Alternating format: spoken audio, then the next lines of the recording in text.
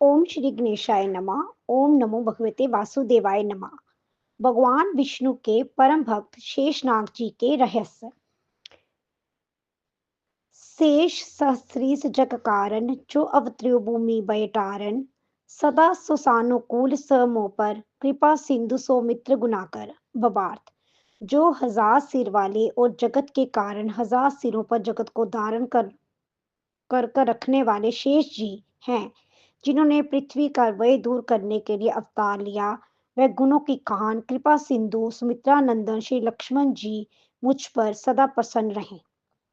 हमारे हिंदू सनातन धर्म में भगवान विष्णु को पालनकर्ता कहा गया है। जगत के पालनकर्ता भगवान विष्णु के दो रूप कहे गए हैं। एक तो उनका सहज एवं सरल स्वभाव है तथा अपने दूसरे रूप में भगवान विष्णु काल स्वरूप शेषनाग के ऊपर बैठे हैं।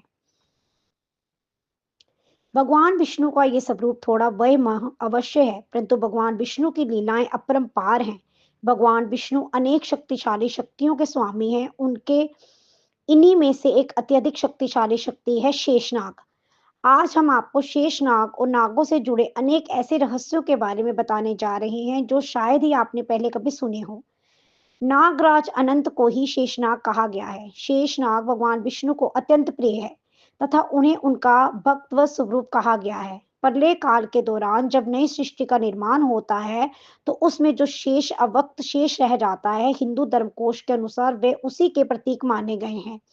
भविष्य पुराण में इनका वर्णन 1000 फन वाले सर्प के रूप में किया गया है। ये जीव तत्व के अधिष्ठा हैं और ज्ञान व बल नाम के गुणों की इनमें प्रधानता होती है। इनके आवास पाताल लोक के मूल में माना गया है। प्रलय काल में इन्हीं के मुखों से भयंकर अग्नि प्रकट होकर पूरे संसार को भस्म करती है। ये भगवान विष्णु के पलंग के रूप में शिव सागर में रहते हैं और अपने हजार मुखों से भगवान का गुना अनुवाद करते हैं। भक्तों के सहायक और जीव को भगवान की शरण में ले जाने वाले भी शेष ही हैं। क्योंकि इनके बल, पराक्रम और प्रभाव को गंधर्व, अप्सरा, सिद्ध, किन्नर, नाग आदि भी नहीं जान पाते, इसलिए इन्हें अनंत भी कहा गया है।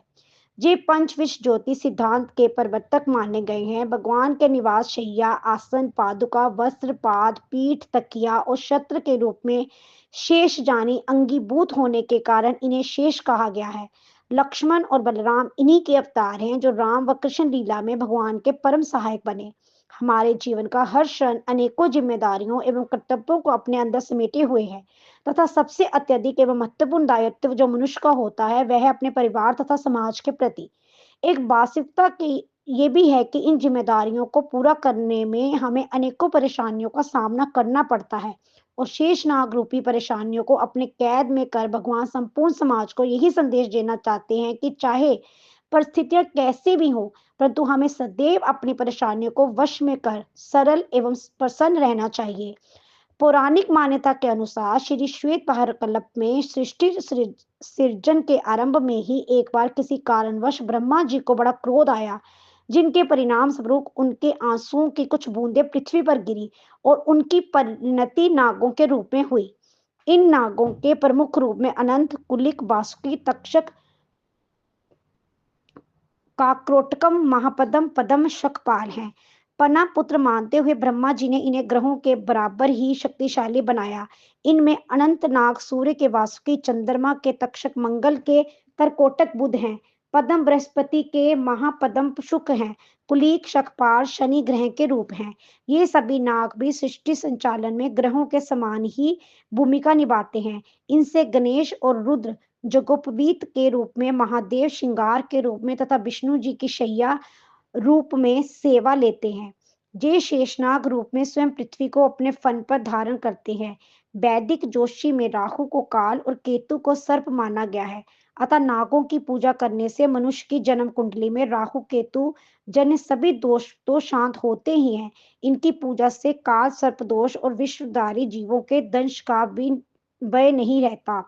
परिवार में वंश वृद्धि, सुख, शांति के लिए नए घर का निर्माण करते समय नींव में चांदी का बना नाग नागिन का जोड़ा रखा जाता है। ओम नमो भगवते वासुदेवाय नमः।